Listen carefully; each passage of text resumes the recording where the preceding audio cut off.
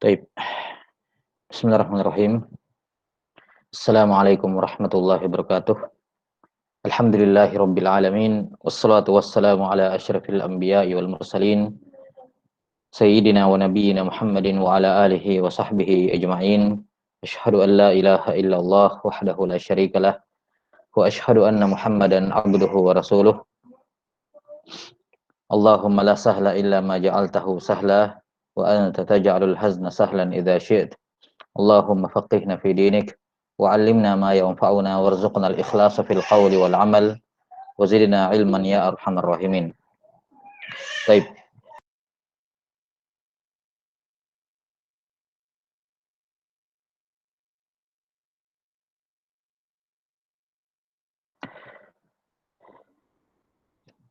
Alhamdulillah, kembali kita lanjutkan penjelasan dari Kitab Tauhid oleh Syekh Al-Imam Al-Mujaddid Abu Ali Muhammad Ibn Abdul Wahhab rahimahullahu taala al-mutawaffa sana 60 wa 200 ba'da alf min al-hijratin nabawiyah. Qala rahimahullahu taala pada bab yang ke-28, babu majaa fit tatayyur. Babu majaa fit tatayyur. Bab penjelasan mengenai at-tatayyur. Taib. Apa itu tatayyur? At-tatayyur ini dari kata at-tiyarah. Ini wazan tafa'ul dari kata at-tiyarah. Dan at-tiyarah ya asal maknanya adalah sesuatu yang membuat kita melakukan sesuatu yang tadinya tidak mau melakukannya, kita jadi melakukannya, atau sebaliknya, tadinya kita akan melakukannya, kemudian tidak jadi melakukannya. Ya, ini nanti akan disebutkan dari asar Al-Fadl Ibn Abbas di hadis yang terakhir. Ya, disebutkan bahwa innamal tiyaratu ma raddaka ma amdoka aw raddak. Ya, yang dimaksud dengan tiyara adalah ma amdoka, apa yang membuat engkau berlalu, yakni melakukan sesuatu setelah tadinya kamu tidak mau melakukannya, namun karena ada sesuatu kamu jadi mau melakukannya. Auraddaka, atau tiara itu adalah sesuatu yang menolak kamu, mencegah kamu, yakni tadinya kamu mau mengerjakannya, namun karena ada sesuatu kamu jadi menolak hal tersebut, yakni tidak jadi mengerjakan. Inilah hakikat dari at-tatayyur. Nah, maka yang menjadi ibrah di sini, yang menjadi patokan dalam masalah tatayyur di sini adalah ketika seorang tidak jadi melakukan sesuatu yang tadinya dia akan kerjakan, atau sebaliknya, ya dia mengerjakan sesuatu ya yang tadinya dia tidak mau kerjakan, namun dia mengaitkan hal tersebut dengan sebab-sebab yang tidak jelas. Ya, dia mengaitkan hal tersebut dengan sebab-sebab yang tidak jelas, yakni sebab-sebab yang tersembunyi. Sudah berlalu dalam bab-bab awal ketika membahas tentang masalah jimat-jimat, ya, dalam bab maja tentang lubsul al-khayd, tentang memakai jimat-jimat itu sudah disebutkan bahwasanya Allah Subhanahu wa taala dengan hikmahnya telah mengaitkan segala sesuatu itu secara dengan berpasang-pasangan. Yani setiap ada akibat itu selalu terikat dengan sebabnya. Ada sebab dan ada akibat. Tidak ada satupun perkara di muka bumi ini secara umum kecuali terikat dengan sebab dan akibatnya. Ya. Baik urusan dunia, demikian pula dalam urusan agama. Baik dalam urusan dunia maupun dalam urusan agama. Selalu terkait dengan apa? Selalu terkait dengan sebab dan akibat. Kalau Anda mau masuk surga, itu akibat, ada sebab-sebabnya. Lakukan ini, jauhi ini. Ya. Kamu ingin dapatkan pahala, itu akibat. Lakukan sebabnya. Ini, sebab ini, tinggalkan ini. Maka perkara dunia juga demikian. Kamu mau dapatkan kesehatan, ya ini sebab-sebabnya. Lakukan ini. Jangan lakukan ini. Kamu mau mendapatkan harta misalnya, ya mendapatkan harta, maka ada sebab syar'i, ada sebab yang harus dipenuhi. Kalau kamu ingin mendapatkan itu. Ya. Lakukan ini, jangan lakukan ini, dan seterusnya. Ini semua ya Allah Subhanahu wa taala kaitkan ya akibat dengan sebabnya. Ya. Karena itulah ya, penetapan adanya sebab dan akibat di alam semesta ini termasuk bagian rububiyah Allah Subhanahu wa taala. Termasuk bagian dari apa? rububiyah Allah Ta'ala, perbuatan Allah Subhanahu wa Ta'ala yang menetapkan adanya sebab dan adanya akibat. Dan adanya sebab dan akibat ini tidak bertentangan dengan adanya takdir yang sudah finish, tidak mungkin berubah lagi. Tapi bersama dengan itu Allah Ta'ala tetap menetapkan apa? Adanya asbab dan akibat. Ini menunjukkan bahwa sebab dan akibat itu juga terkait dengan masalah takdir. Sebab dan akibat tidak berdiri sendiri. Tapi sebab dan akibat juga tetap terkait dengan takdir yang Allah Subhanahu wa Ta'ala sebutkan. Kenapa kita singgung masalah takdir? Karena ini nanti kita akan terangkan bagaimana Islam membantah atau membatalkan tiara ini dengan takdir. Maka perlu diketahui bahwasanya al-asbab, sebab dengan akibat itu semua bahagian dari takdir yang dituliskan oleh Allah Subhanahu wa Ta'ala di Lauhul Mahfuz. Nah, kemudian kita juga sudah jelaskan bahwasanya orang-orang yang ingin mendapatkan sesuatu namun tidak mau menempuh sebab, ini hakikatnya menghina Allah Subhanahu wa Ta'ala dalam rububiyahnya. Sebagaimana yang dikatakan oleh Ibnu Al-Qayyim rahimahullahu taala, bahwa orang yang ingin mendapatkan sesuatu tapi tidak menempuh sebab yang Allah sudah tetapkan, ini menghina Allah Subhanahu wa Ta'ala. Ya, merupakan bentuk penghinaan kepada Allah Subhanahu wa Ta'ala atas rububiyahnya, dikarenakan Allah Ta'ala dengan hikmahnya telah menetapkan semua sebab dan akibat, lantas ada tiba-tiba orang yang ingin mendapatkan hasil tanpa melewati sebab. Ini tentunya suatu perkara yang melanggar rububiyah Allah Subhanahu wa Ta'ala. Karena itulah apapun yang diinginkan oleh seorang hamba di dunia ini, baik dalam perkara agama maupun perkara dunia, itu semua sudah ada jalannya. Tinggal kamu tempuh. Lakukan apa yang ditetapkan berupa sebab dan jauhi apa-apa yang bukan sebabnya. Kemudian perlu diketahui bahwasanya perlu diketahui bahwasanya Allah Subhanahu wa Ta'ala menetapkan dua jenis sebab. Ya, menetapkan dua jenis sebab.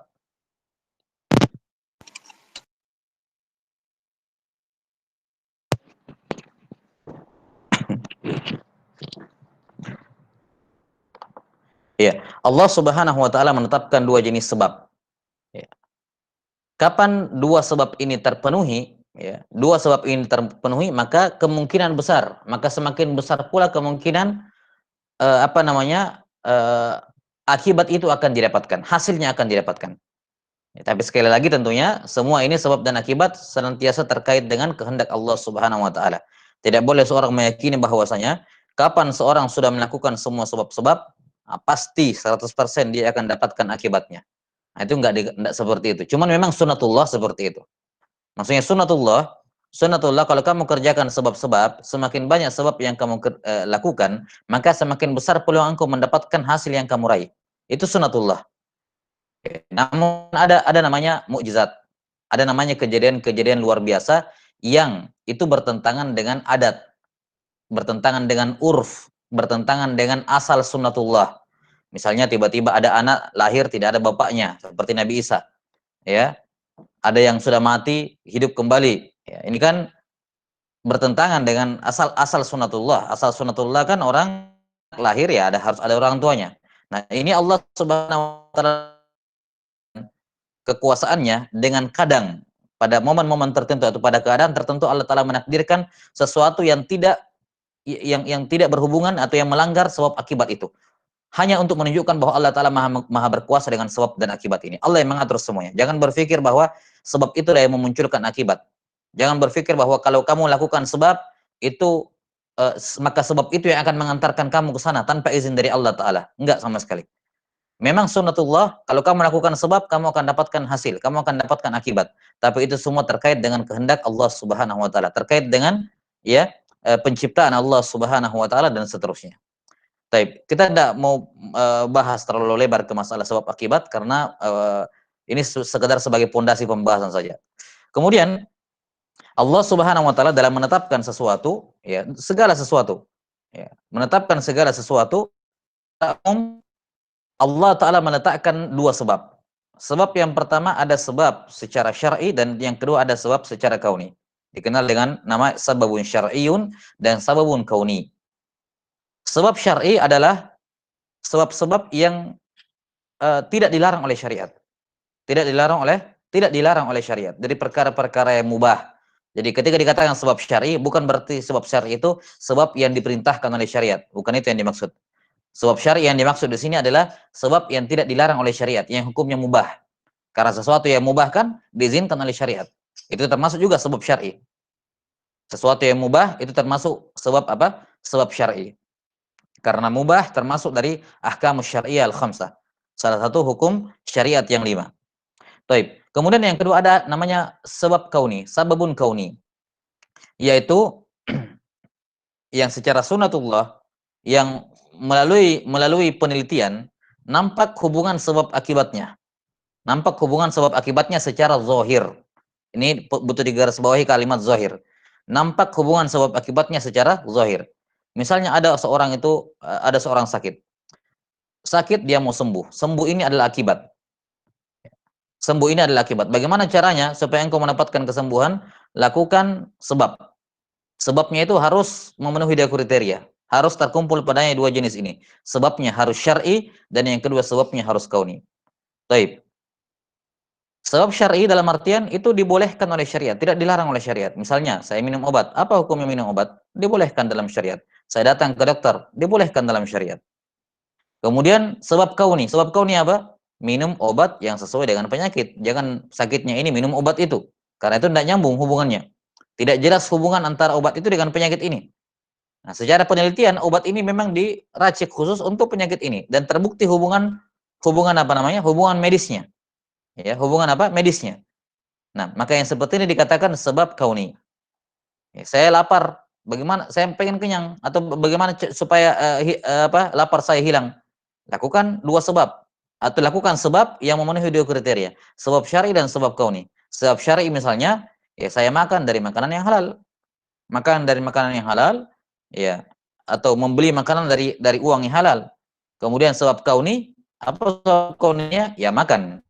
Makan. Biar kamu sudah beli, kalau kamu nggak makan, ya tidak ada gunanya. Nah, maka ini dua sebab syar'i dan kauni. Nah, ini juga kita tidak perlu penyelebar di sini, kita sudah bahas di pembahasan masalah jimat. Bisa dirujuk di bab awal kitab tauhid tentang masalah asbab ini, karena mengetahui istilahnya kalau Syekh Abdurrahman bin Nasir As-Sa'di rahimahullah taala, beliau menggunakan istilah apa? Uh, 6. Saya lupa apa ungkapan beliau, berkenaan dengan kaidah dalam sebab dan akibat. Iya. Ala kulli hal, hubungannya dengan pembahasan kita sekarang, ini sama seperti hubungannya dengan pembahasan jimat. Jadi ada kaidah di kalangan para ulama berkenaan dengan masalah sebab akibat ini. Yang pertama, kaidah yang pertama, ya, atau kaidah yang pertama yang harus digarisbawahi, yang pertama adalah tidak boleh meyakini bahwasanya sebab itulah yang memunculkan akibat. Tidak boleh meyakini. Tidak boleh meyakini bahwa sebab itu yang memunculkan akibat. Kita harus meyakini sebab adalah sebab, bukan dia yang mengadakan. Yang mengadakannya adalah Allah Subhanahu wa taala. Yang mengadakannya adalah Allah Subhanahu wa taala. Dia adalah sebab, tapi bukan dia yang bukan dia yang melakukan hal tersebut. Misalnya ketika saya makan. Ketika saya makan, saya lapar, kemudian saya makan, lantas saya kenyang. Apa yang membuat saya kenyang? Ya. Bukan makanan yang saya makan yang membuat saya kenyang, tapi Allah Ta'ala yang membuat saya kenyang, sebabnya karena makanan ini. Maka tidak boleh seorang meyakini bahwasanya makanan ini punya kemampuan tersendiri punya kemampuan tersendiri untuk menghilangkan kenyang saya. Tidak ada hubungannya dengan Allah Subhanahu wa taala.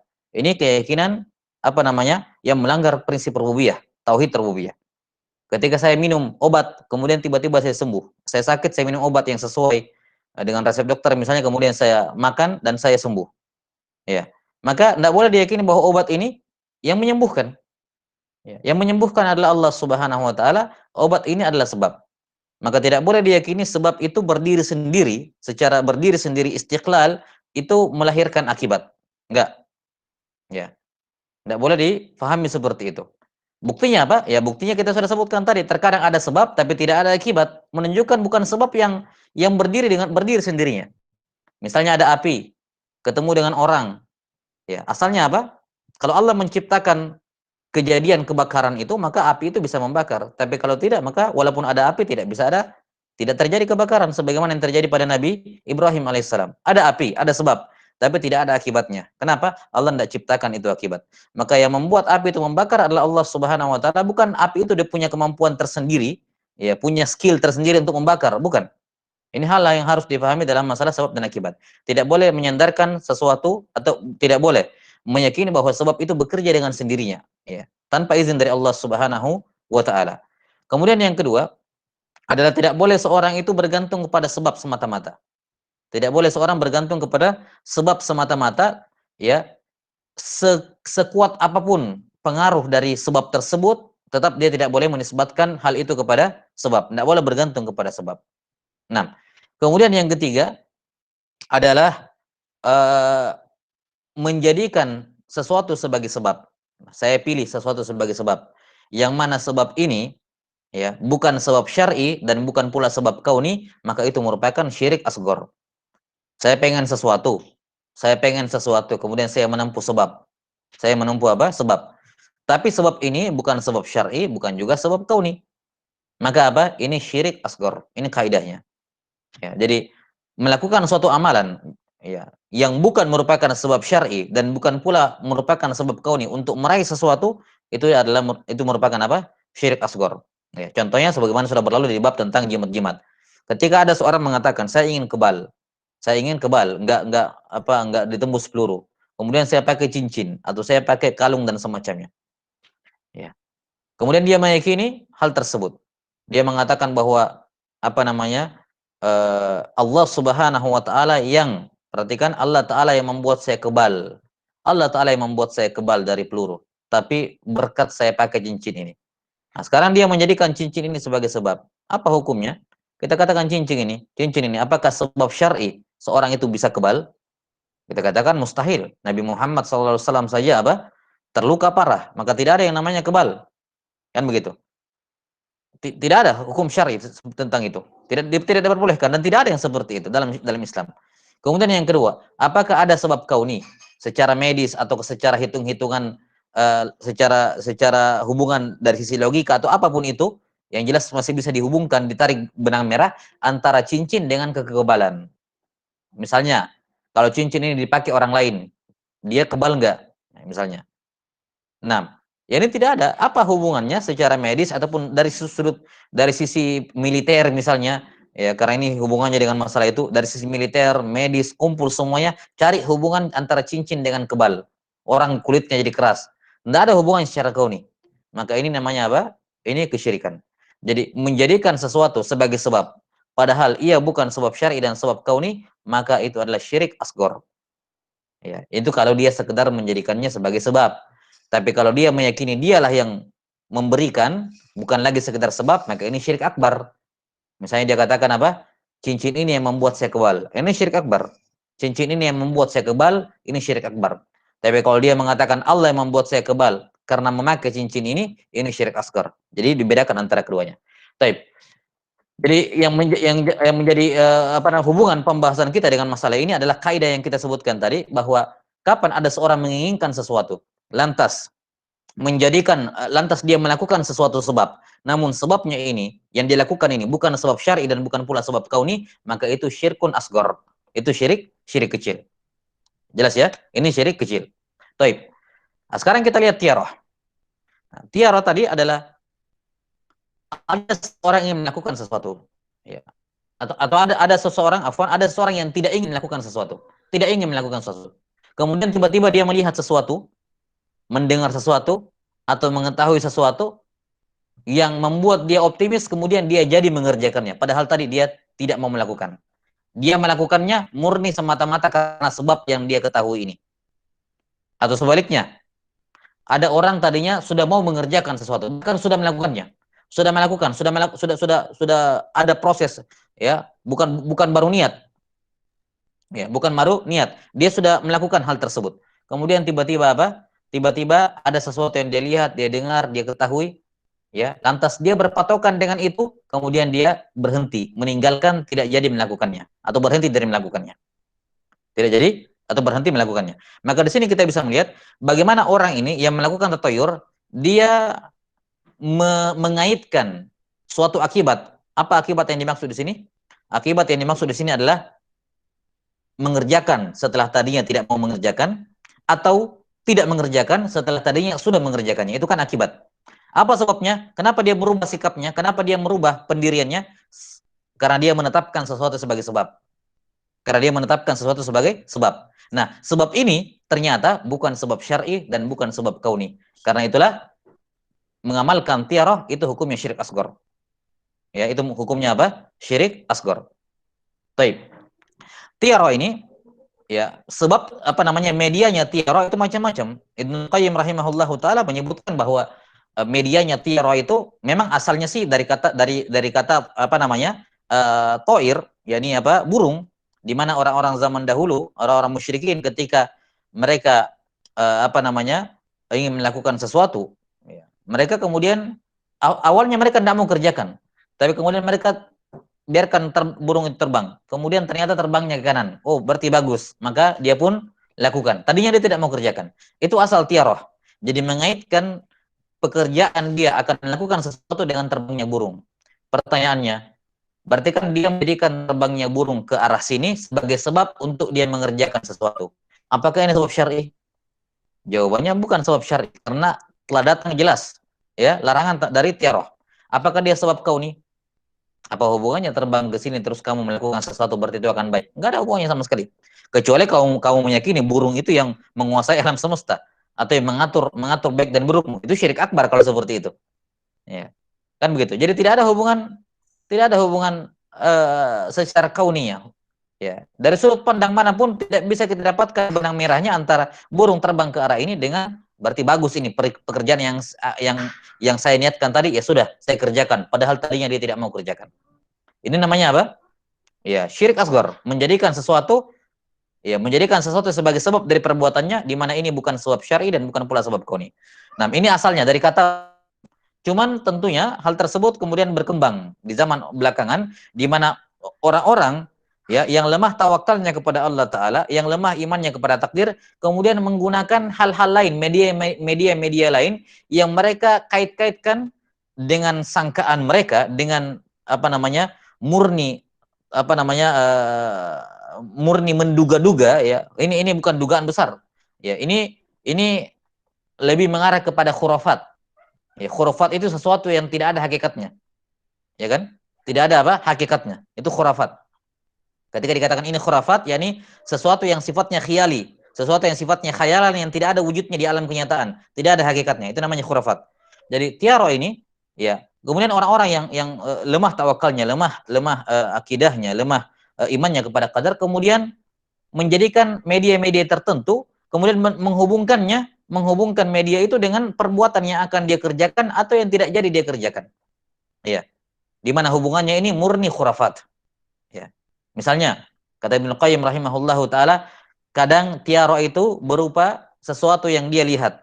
Ya. Misalnya burung, atau dia mau keluar lihat burung hantu, lihat burung apa namanya gagak, atau lihat dia mau dia sudah keluar lihat kecelakaan, dia sudah keluar injak kucing, muter lagi balik, ya tidak jadi. Ini sesuatu yang dilihat. Atau sifatnya masmu, sesuatu yang dengar. Misalnya dia cuma dengar burung gagak, atau misalnya mendengar ucapan-ucapan jelek, kemudian apa dan semacamnya. Atau sebaliknya, bukan hanya sifatnya tidak jadi berangkat, kadang juga sifatnya jadi melakukan sesuatu. Awalnya dia tidak mau, tapi kemudian dia melihat burung ini ya sebagai perlambang, misalnya burung ini dia, oh ini enggak, burung ini perlambang ini nih. Apa hubungannya perlambang ini? Ini khurafat. Tidak ada hakikatnya. Khayalan, murni khayalan. Ya. Apa hubungannya burung ini dengan sudah kalau begitu tadi saya tidak mau pergi, sekarang saya pergi gara-gara saya lihat burung ini atau gara-gara saya dengar berita baik ini, karena saya dengar orang bilang begini. Ya, jadi kadang sesuatu yang terlihat atau kadang sesuatu yang terdengar. Yang ketiga adalah terkadang sesuatu yang maklum, informasi yang tidak benar. Misalnya tanggal-tanggal baik, ya, tanggal baik, hari baik, atau apalah namanya ya, yang sifatnya maklumat, sifatnya pengetahuan, ya, sifatnya pengetahuan bukan sesuatu yang didengar dan dilihat, tapi sifatnya pengetahuan. Angka sial, ya, ada angka sial, ada tanggal yang baik, tanggal yang buruk, ada hari baik, ada hari buruk. Dia gunakan itu semua untuk menghubungkan dengan perbuatannya, lakukan atau tidak lakukan. Nah, inilah hakikat dari tiarah. Jelas sampai sini? Inilah hakikat dari tiarah. Nah, kalau kita sudah paham dari tiarah ini, dari sudut pandang mana kesyirikannya, ya, bagaimana mereka itu dengan khurafat menghubung-hubungkan sesuatu yang bukan sebab syar'i dan bukan sebab kauni, kemudian dijadikan itu sebagai itu merupakan pelanggaran dalam rububiyah, dalam tauhid rububiyah Allah Subhanahu wa taala. Ya, karena itulah tatayur kita katakan tadi, ya, kalau dia meyakini bahwa Allah Subhanahu wa taala yang mentakdirkan saya berangkat atau tidak jadi berangkat, melakukan atau tidak jadi melakukan, tapi dengan sebab benda-benda ini nih, dengan sebab-sebab yang nggak jelas ini, tapi dia yakini sebagai sebab. Ya. Hakikatnya kan itu sebab nggak jelas. Dia bukan sebab, tapi dia meyakini sebagai sebab. Namanya sababun wahmi. Yani sebab yang dia meyakini sebab gara-gara waham, gara-gara keliru, salah. Ya, salah meyakini bahwa itu sebab padahal bukan sebab. Itu namanya sababun wahmi. Baik. Kalau dia meyakini Allah Ta'ala yang menetapkan semuanya, tapi dengan sebab ini, maka itu syirik asghar. Ya. Tapi kalau dia meyakini sebab inilah yang melakukan ini semua, dia yang mengatur semua ini, itu jelas syirik akbar, syirik besar dalam rububiyah Allah Subhanahu wa taala karena meyakini ada yang mengatur alam semesta selain Allah Subhanahu wa taala. Baik, ini gambaran global tentang maksud bab ini. Babu maja fit tatayur, yakni penjelasan tentang tatayur, yakni bahwasanya tatayur ini merupakan kesyirikan kepada Allah Subhanahu wa taala dan merupakan dosa yang besar. Merupakan apa? Dosa yang besar. Baik, kemudian dari penjelasan tatayur yang kita sudah jabarkan tadi, nampak jelas korelasi atau hubungan antara bab ini dengan bab sebelumnya. Apa bab sebelumnya? Tentang nusyrah, melepaskan sihir dengan sihir, sebelumnya perdukunan, sebelumnya sihir, dan seterusnya. Jadi, itu bab-bab sebelumnya kita masih bisa satukan dalam satu pembahasan umum, yaitu sihir dan perdukunan, kan begitu. Ya, beberapa bab, 4 bab terdahulu itu seperti itu pembahasannya. Sihir, kemudian bayan babu maja'a fi sihir, bayanu syai' min anwa'is sihir, kemudian tentang perdukunan, ya, al-kihana, kemudian yang keempat an-nusyrah, melepaskan sihir dengan sihir ataupun dengan ruqyah. Ya. Ini empat keterikatannya sangat kuat. Nah, sekarang ini bab tiaroh. Kenapa beliau membawakan bab tiaroh di sini setelah 4 bab ini? Apa hubungannya bab ini dengan bab sebelumnya? Dari penjabaran tadi kita sudah jelaskan bahwa tiaro ini, ya, ini masuk dalam kategori sihir secara bahasa. Ingat kemarin di pembahasan sihir bab bayanu syai'in min anwa'i sihir dikatakan apa? Laisa minna man tatayyara aw tutayyara lahu. Bukan golongan dari kami orang yang melakukan tatayyur atau orang yang ditatayyurkan untuknya. Ya, ya, pakar tatayyur, yani dia yang bisa dia mengklaim punya ilmu bisa menghubungkan ini dan itu tatayyara, au tutayyara lahu, atau orang yang minta dibacakan. Ya, ini saya mau berangkat ini, tolong dilihat dulu tanda-tanda. Saya jadi berangkat, lanjutkan berangkat saya atau saya hentikan. Tolong lihat dulu tanda-tanda. Itu tutayyara lahu. Ini termasuk sihir secara bahasa. Apa sihir secara bahasa? Ma khafiya wa la tufa sababuhu. Sesuatu yang terselubung sebabnya. Sesuatu yang terselubung sebabnya. Bukan sihir secara syar'i, bukan sihir secara syar'i. Karena kalau sihir secara syar'i, secara istilah itu kafir. Penyihir itu kafir. Tapi orang yang melakukan tiara di sini, dia tidak kafir, dia hanya melakukan syirik asghar. Dia melakukan syirik asghar. Namun persamaannya adalah apa? Sama-sama mengaitkan antara dua hal, ya, sama-sama mengaitkan dua hal dengan sebab yang tidak jelas, dengan sebab yang tidak terlihat. Sihir, penyihirnya di sini tiba-tiba ada orang di sana meninggal sakit, dikirim apa namanya jin misalnya untuk membunuhnya atau yang semacamnya, ya. Ini kenapa orangnya di sini tiba-tiba di sana meninggal? Apa hubungannya? Tersembunyi, terselubung, nggak jelas, nggak kelihatan, kasat mata. Apa tidak kasat mata? Jelas ya. Perdukunan juga seperti itu. Dukunnya bilang ini yang ngambil barangmu adalah si fulan. Apa hubungannya? Ya, dari mana dia tahu bahwasanya yang mengambilnya adalah fulan? Mengambil barangnya adalah fulan. Ya, apa? Sebabnya pun apa? Terselembunyi, terselubung. Tidak kasat mata, tidak kelihatan. Ini kita tidak berbicara masalah sebabnya tidak. Ini perhatikan kita tidak bicarakan itu. Sebabnya syah atau tidak. Karena ini sudah kita bahas. Semua sebabnya kan, ya, kita tidak bahas itu. Kita bicarakan adalah apa? Ini sebabnya tersembunyi. Benang merahnya tersembunyi. Nah, sama seperti di sini juga. Dalam masalah tiaro, ada orang mau pergi. Sudah siap-siap. Bahkan sudah keluar pagar. Tiba-tiba dengar sesuatu, nggak jadi. Loh, kenapa tidak jadi? Tadi jadi, tidak jadi. Apa penyebabnya? Tersembunyi, terselubung. Apanya? Di dalam hatinya yang berubah. Ada yang berubah di dalam hatinya. Bukan cuma moodnya yang berubah, tapi memang akidahnya berubah. Keyakinannya berubah terhadap sesuatu. Ya. Atau yang tadinya tidak mau, sudah fix saya tidak berangkat. Tiba-tiba dia mendengar sesuatu, oh, langsung berangkat saat itu juga. Kenapa tiba-tiba berubah? Ya, semenit lalu masih duduk di kursi, semenit berikutnya sudah ada di luar misalnya. Sudah siap mau berangkat. Apa yang berubah? Apa sebabnya? Terselubung di dalam hati. Nah, maka ini hubungan antara bab tatoyur dengan bab-bab sebelumnya, yakni semuanya dihubungkan dengan jenis, ya, dengan jenis yang sama, yaitu sama-sama semua sebabnya tersembunyi, terselubung, tidak kasat mata. Jelas ya? Ini hubungan antara bab ini dengan bab sebelumnya. Baik. Kemudian di sini Syekh Muhammad Ibn Abdul Wahhab rahimahullah membawakan beberapa dalil, ya, membawakan beberapa dalil dari Al-Qur'an dan juga sunnah Rasulullah SAW, di mana beliau membawakan 8 dalil. Ya, beliau membawakan 8 dalil, 2 diantaranya dari Al-Qur'an. Baik. Kita lihat kata beliau rahimahullah, wa qaulillahi ta'ala ala innama ta'iruhum indallah walakinna aktsarahum la ya'lamun. Al-A'raf ayat 131. Katakanlah atau ketahuilah, sesungguhnya ta'iruhum indallah. Ta'ir mereka itu di sisi Allah Subhanahu wa taala, walakin aktsarahum la ya'lamun. Namun, ya, kebanyakan mereka tidak mengetahui. Maksudnya begini. Ketika ada seorang yang tidak jadi melakukan sesuatu, kemudian dia melihat sesuatu, lantas apa? Dia menghubungkan ini dengan ini, kemudian ya sudah, saya jadi lakukan.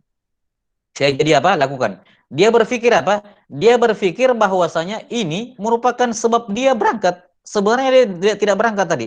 Sebenarnya dia tidak melakukannya. Namun karena ada ini, maka saya pun berangkat. Ya. Ini keyakinan apa? Tiarah. Maka ini dibantu oleh Allah Ta'ala. Kata Allah Ta'ala, ala innama ta'iruhum minallah. Sesungguhnya tiara mereka itu bukan gara-gara sebab-sebab itu, bukan karena apa yang dilihat, apa yang didengar, apa yang diketahui, tapi tiara mereka di sisi Allah. Maksudnya apa? Qadar. Iya, yakni kamu yang jadi tadinya tidak berangkat kemudian jadi berangkat, tadinya kamu malas kerjakan tiba-tiba jadi kerjakan, tadinya kamu sudah mau jalan tiba-tiba berhenti nggak jadi jalan, itu semua di sisi Allah, yakni takdir. Kamu melakukan itu, terjadi perubahan sikap, terjadi perubahan opsi, terjadi perbedaan keputusan di detik-detik terakhir, itu semua terjadi karena takdir, bukan gara-gara sebab itu yang kamu lihat. Memang takdirmu seperti itu. Ya, jadi jangan kamu jadi kalaupun misalnya ya, misalnya ketika dia tidak jadi berangkat, tadinya dia mau berangkat nih, tiba-tiba tidak jadi berangkat karena ada yang dia lihat. Tiba-tiba misalnya kendaraan yang dia akan naiki, apa yang tadinya dia akan naiki kecelakaan. Dia mengatakan apa? Wah, untung tadi ini nih. Saya lihat ini tanda-tanda sehingga saya pun tidak ikut. Ini dibantahkan, tidak ada taira seperti itu. Yani kamu tidak jadi kecelakaan karena takdir Allah Subhanahu Wa Taala. Memang kamu ditakdirkan tidak pergi dari awal. Ya. Maka di sini jelas sekali bahwasanya orang-orang yang apa namanya terkait hatinya dengan tiarah semacam ini adalah orang yang sangat minim. Kalau nggak mau dikatakan sangat apa, ya, minus imannya kepada apa? Kepada takdir Allah Subhanahu Wa Taala.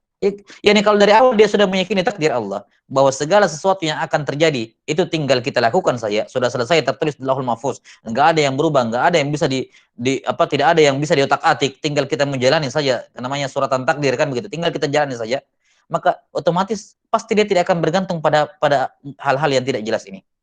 Ya. Maka ayat ini membantah keyakinan kaum musyrikin dan keyakinan siapa saja yang meyakini mereka ketika menghubungkan sebab yang bukan sebab syar'i, bukan sebab kauni, kemudian dijadikan sebab untuk tidak jadi atau jadi melakukan sesuatu. Jadi melakukan sesuatu atau tidak jadi melakukan sesuatu, apapun bentuknya. Maka Allah membantah, ala innama ta'iruhum indallah. Ketahuilah, ta'iruhum indallah, yakni takdir mereka di sisi Allah Subhanahu wa taala. Itu bukan tiara yang kalian yakini, itu adalah takdir. Ya. Kamu berangkat tidak jadi berangkat, ya. Tadinya tidak berangkat jadi berangkat, yang tadinya sudah berangkat pulang lagi mutar kembali masuk ke rumah, semua takdir Allah Subhanahu wa taala. Jangan dikira itu ada hubungannya dengan yang kamu yakini itu enggak ada hubungannya. Ya, itu semua takdir Allah Subhanahu wa taala. Baik, dalil yang kedua, wa qaulihi qalu ta'irukum ma'akum al-ayah. Ya. Mereka berkata, ta'irukum ma'akum. Ya. Qalu ta'irukum ma'akum. Ta'irah kalian bersama kalian, ta'irukum ma'akum. Yakni ketika kamu melakukan sesuatu yang misalnya kayak tadi, dia ingin mengerjakan sesuatu, kemudian dia melihat sesuatu yang menurut dia ini pertanda buruk, menurut dia khurafat, ini pertanda buruk, kemudian dia pun tidak jadi mengerjakannya, ya, kemudian dia tidak jadi mengerjakannya. Nah, maka apa? Ya, ini sudah disebutkan dalam ayat yang pertama tadi, bahwasanya ketika misalnya terjadi hal yang buruk di situ, terjadi hal yang buruk, kemudian dia selamat dari hal yang buruk ini, maka ketahuilah itu bukan gara-gara tiarah, tapi karena takdir Allah Ta'ala. Ala inna mata'irhum minallah. Nah, sekarang sebaliknya. Ada orang yang misalnya uh, menolak, ya, dia menolak tiarah tersebut, ya, itu pun menolaknya gara-gara karena bukan karena keyakinan yang benar, bukan. Misalnya sudah disebutkan dia ingin melakukan sesuatu, ya. Dia ingin misalnya keluar, dia ingin keluar, ya. Kemudian apa, kemudian dia mendengarkan sesuatu yang tidak bagus, wah ini pertanda tidak bagus ini, tapi sudah, saya tetap harus keluar, ya, saya tetap harus keluar. Dia melanggar, misalnya dia sengaja melanggar tiarah tersebut. Saya harus keluar, penting ini. Tapi dia keluarnya sudah dalam keadaan tidak menentu pikirannya, sudah stres, sudah ini saya melanggar ini. Ini ada suatu aturan yang saya langgar, nanti di jalan kenapa-kenapa. Tapi harus berangkat mau tidak mau. Penting misalnya. Tiba-tiba di tengah jalan kena sesuatu, hal yang buruk. Maka dia pun berpikir, nah, ya, gara-gara saya langgar tadi ini pantangannya, saya langgar ini sebabnya, ya. Maka Allah Ta'ala mengatakan qalu ta'irukum ma'akum. Ketahuilah bahwa ta'irukum ma'akum, yakni takdir kalian itu yang baik maupun yang buruk, dalam hal ini kejadian yang buruk, yakni akan terus menyertai kalian, tidak akan lepas. Yakni bukan gara-gara kamu pergi, kemudian kamu bukan gara-gara kamu melanggar aturan dari tiara tersebut lantas kamu kena mudarat, enggak.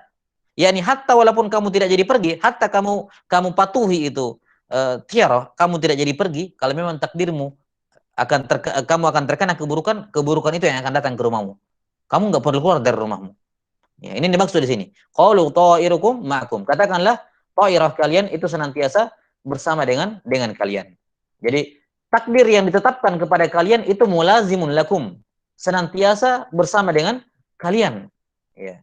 Maka tinggalkan semua ini khurafat yang kalian sangkakan, yang kalian berpikir bisa merubah takdir kalian, yang kalian berpikir bisa hal-hal yang tidak kalian inginkan bisa kalian cegah dan seterusnya.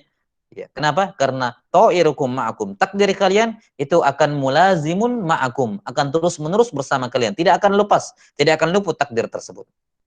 Nah, maka bagaimanapun hasilnya, baik maupun buruk, ya, pilihan yang kamu pilih antara jadi atau tidak jadi, mau kamu hubungkan dengan tiara atau tidak kamu hubungkan, apapun yang terjadi semua itu takdir kalian. Ya, tidak ada hubungannya dengan yang lain-lain.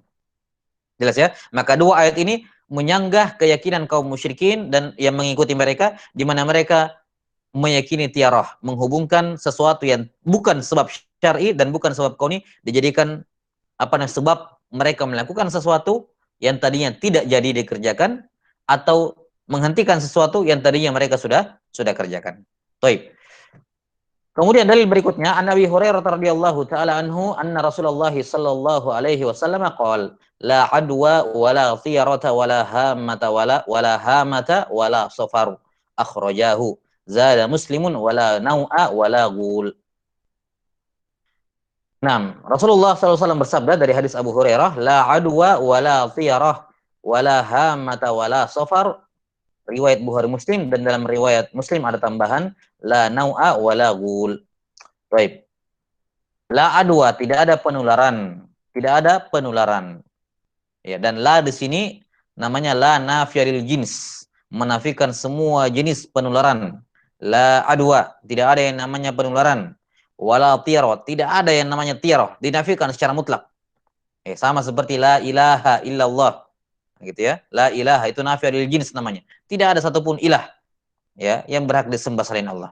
La tiyarah wala hama wala safar, ya. Zada Muslimun wala nau'a wala ghul. Nah, ini semua merupakan bentuk-bentuk tiarah sebenarnya. Bentuk-bentuk tiarah. Walaupun ada beberapa bentuk ada beberapa jenis yang tidak berhubungan langsung dengan tiarah, namun beberapa yang disebutkan di sini berhubungan dengan tiarah. Kata beliau alaihi salatu wassalam, disebutkan dalam hadis ini, la adwa, tidak ada penularan. Ini ada 3 pendapat di kalangan para ulama dalam memaknai hadis ini. Apa maknanya tidak ada penularan? Padahal ada hadis-hadis lain yang jelas mengatakan, menegaskan penularan itu ada. Misalnya hadis Rasulullah SAW firra minal majdzumi firaraka minal asad. Ya, berlarilah, menghindarlah dari orang yang berpenyakit menular ini, al-majdzum, sopak dan semacamnya yang menular, sebagaimana kamu lari dari singa. Ini jelas menunjukkan bahwa disuruh menghindar dari penyakit-penyakit yang menular, menunjukkan adanya penularan. Lantas di hadis ini dikatakan tidak ada penularan. Bagaimana mengompromikannya? Ada tiga pendapat atau ada tiga taujih, apa namanya, aujuhul jama' yang disebutkan oleh Al-Hafidz enam Ibnu Hajar rahimahullah, atau di Ibnu Hajar rahimahullah dalam Nuzhatun Nadhar, beliau hanya sebutkan dua seingat saya. 6. Dan sebenarnya ada tiga secara umum. Ala kulli hal, di sini bukan tempat membahas. Kita sebagaimana kita sudah sebutkan di awal membahas kitab tauhid, kita fokus ke membahas judul bab dan hubungan setiap dalil dengan judul bab. Kalaupun kita jelaskan di luar daripada itu, karena mungkin ada hal yang urgen butuh ditambih. Ala kulli hal, kesimpulan dalam masalah ini, la adwa, ya, setelah dikompromikan dengan dalil-dalil yang ada, la adwa, ya, adalah tidak ada penularan yang tidak ada penularan penyakit yang menular dengan sendirinya. Ya. 6. Tidak ada penularan penyakit yang menular dengan sendirinya. Siapa yang meyakini? Siapa yang meyakini bahwa virus, kuman, bakteri dan apapun ya namanya, dia dari tempat ini pindah ke tempat itu dengan sendirinya dan membuat orang sakit dengan sendirinya, maka ini melanggar rububiyahnya. Enggak boleh ada seorang pun meyakini ada penyakit yang menular dengan sendirinya. Ya, tidak ada. Itu pelanggaran terhadap rububiyah ketika dia meyakini bahwa penyakit ini, ya, dia bisa pindah ke sini. Kalau kamu sentuh, dia akan langsung pindah ke situ. Ya, atau dengan apapun modelnya, kamu bisa pindah di situ, kemudian bikin sakit lagi di situ. Nanti dari situ pindah lagi ke sana, bikin sakit lagi di sana. Pindah lagi ke sana, bikin sakit lagi di sana. Tidak boleh dia meyakini seperti itu.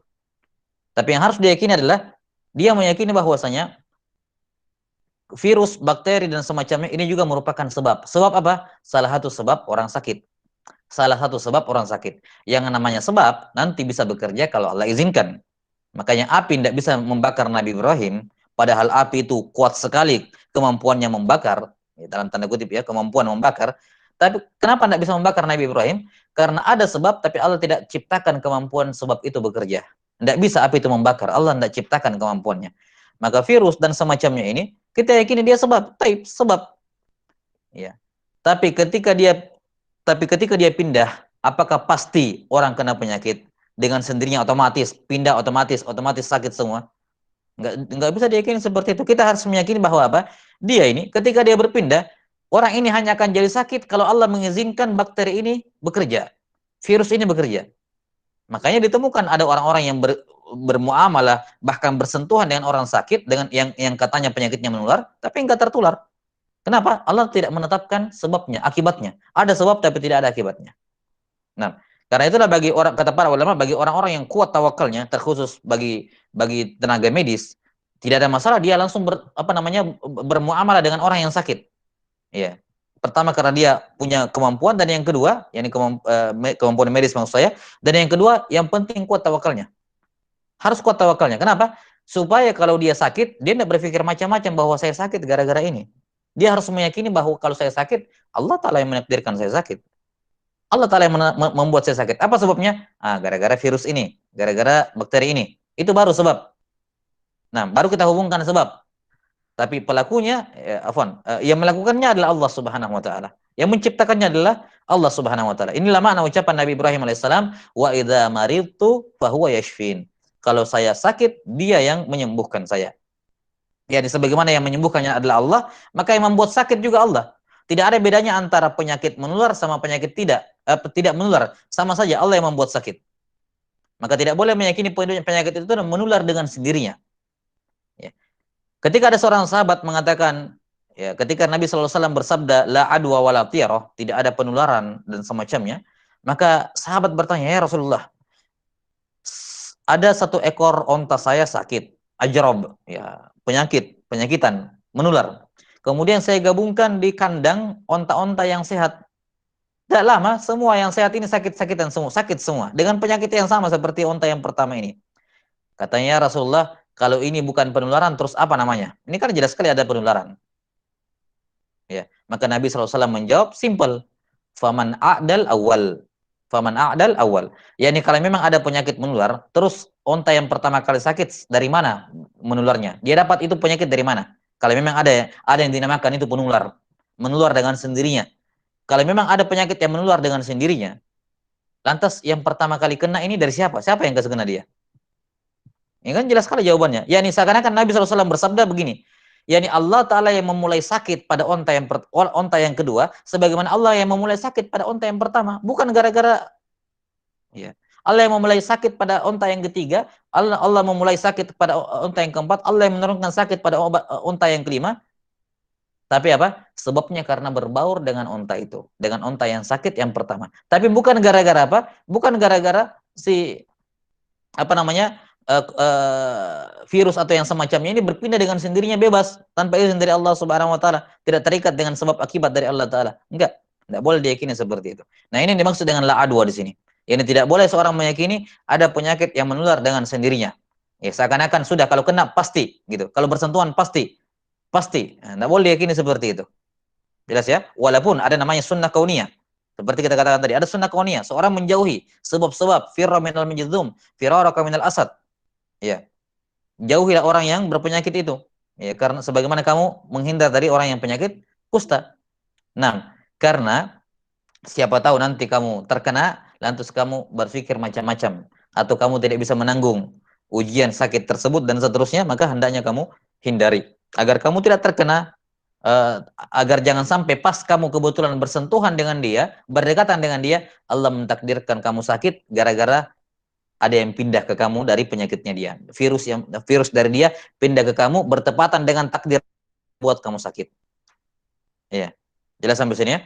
Nah, maka ini yang dimaksud dengan la adwa. Kemudian yang kedua la tiyara. Ini jelas sanggahan, bantahan, telak dari Nabi sallallahu alaihi wasallam. La tiyara, dan ini la-nya di sini la nafiyah, menafikan. Ya. Dan penafian dalam Islam itu lebih kuat dibandingkan la. Jadi la nafiyah itu lebih kuat dibandingkan la nahiyah. Ya. Penafian, peniadaan itu lebih kuat dibandingkan pelarangan. Kenapa? Kalau sesuatu itu dilarang, bisa jadi ada orang yang melakukannya dan tetap dia lakukan. Ya ini tetap syah walaupun dia berdosa. Misalnya dikatakan jangan sholat di apa namanya? Jangan sholat di masjid yang ada kuburannya. Ya. Ngotot dia sholat di situ. Apa hukum sholatnya? Apakah dia berdosa? Dia berdosa. Apa hukum sholatnya? Ya sholatnya syah. Sholatnya syah tapi dia berdosa. Tidak sampai sini. Maka ketika dilarang, itu bisa jadi masih ada kemungkinan syahnya. Walaupun dia berdosa, jelas karena melanggar larangan. Tapi ketika dinafikan, dikatakan tidak, nah, itu bukan hanya terkandung larangan, tapi juga menafikan keberadaannya, menafikan keabsahannya, menafikan apa namanya, diterimanya amalan tersebut, ataupun sesuatu tersebut. Ketika dikatakan la tiaroh, tidak ada tiaroh, ini menafikan, itu menunjukkan apa? Jangan kamu yakini tiaroh. Karena setiap penafian itu mengandung nahi. Setiap peniadaan, setiap penolakan itu pasti mengandung larangan di dalamnya. Sehingga makna la tiaroh, tidak ada tiaroh, maknanya jangan kamu melakukan tiaroh. Jelas ya? Bahkan bukan hanya dilarang, tapi siapa-siapa saja yang meyakininya, maka dia meyakini sesuatu yang tidak ada. Kenapa? Karena dinafikan oleh Rasulullah SAW. Sesuatu yang dinafikan oleh syariat, keberadaannya, itu hakikatnya tidak ada. Seperti dikatakan oleh Rasulullah SAW, la solata liman lam yaqra' bi fatihatil kitab. Tidak ada solat orang yang tidak baca Al-Fatihah. Ada orang solat tidak baca Al-Fatihah, itu tidak ada wujudnya solatnya. Walaupun dia kerjakan, tapi tidak ada wujudnya, tidak syah solatnya.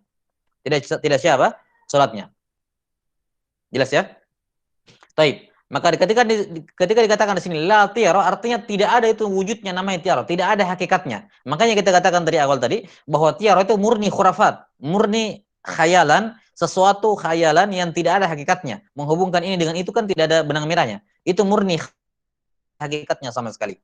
Nah, wala hamata.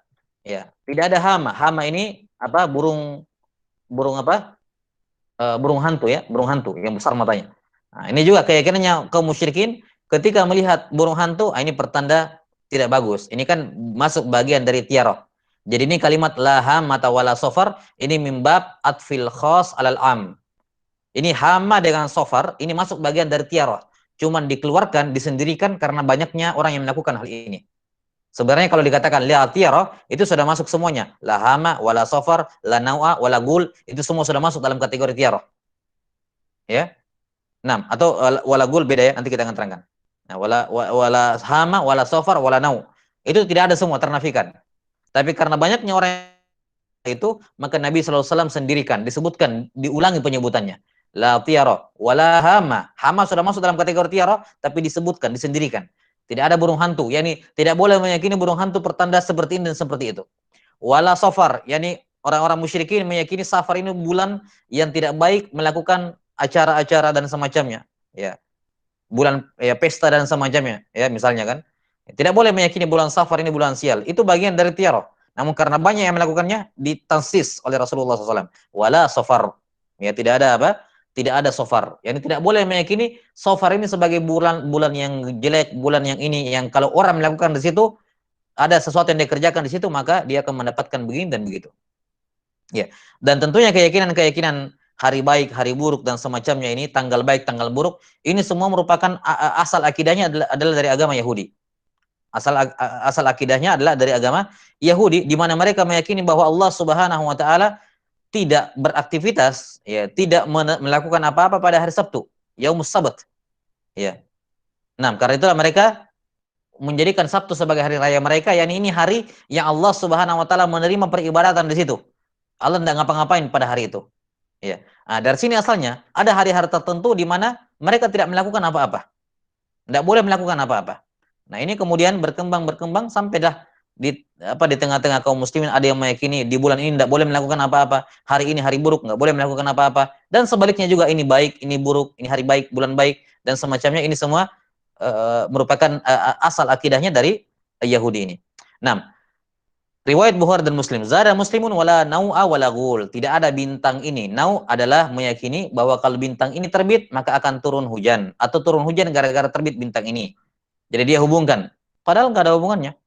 Hujan turun karena Allah Ta'ala. Tidak ada hubungannya dengan munculnya bintang ini dan bintang itu. Nanti akan diterangkan dalam pembahasan tanjim. Atau bab penjelasan tentang tanjim. Wala ghul. Ghul ini disebutkan di footnote di bawah ya. Di hamish. 6. eh, apa namanya, hantu yang ya apa hantu jin ya, jin yang menyesatkan orang di padang pasir ya. Nah, kalau bahasanya apa namanya ya macam-macam ya, di negara kita mungkin juga ada yang seperti itu, setan apa keder ya, ya orang masuk perumahan tidak keluar-keluar gitu kan, mutar-mutar di perumahan gak jelas, nah bikin orang tersesat. Nah ini juga tidak boleh meyakini bahwa bukan tidak boleh diyakini keberadaannya. Maksudnya memang ada jin-jin yang seperti itu, tapi tidak boleh diyakini bahwa mereka bisa menyesatkan orang tanpa izin dari Allah. Semua terkait dengan Allah Subhanahu wa taala. Sebab dan akibat semua dari Allah Taala. Tidak boleh meyakini ada sebab yang berdiri sendiri bisa melakukan sesuatu. Jelas ya? Taib. Selanjutnya hadis dalil berikutnya. Qala rahimahullah walahuma an Anas radhiyallahu anhu annahu qala Rasulullah sallallahu alaihi wasallam la adwa wa la tiyarata wa yu'jibuni al-fa'lu qalu wa mal fa'lu qala al-kalimatu thayyibah. Baik.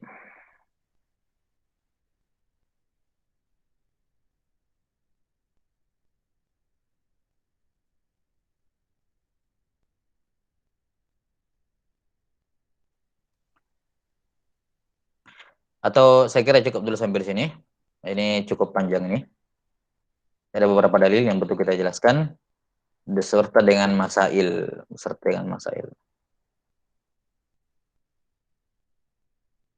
Nah, mungkin untuk pertemuan berikutnya kita langsung sambung pembahasan dengan ilmu nujum karena babnya pendek.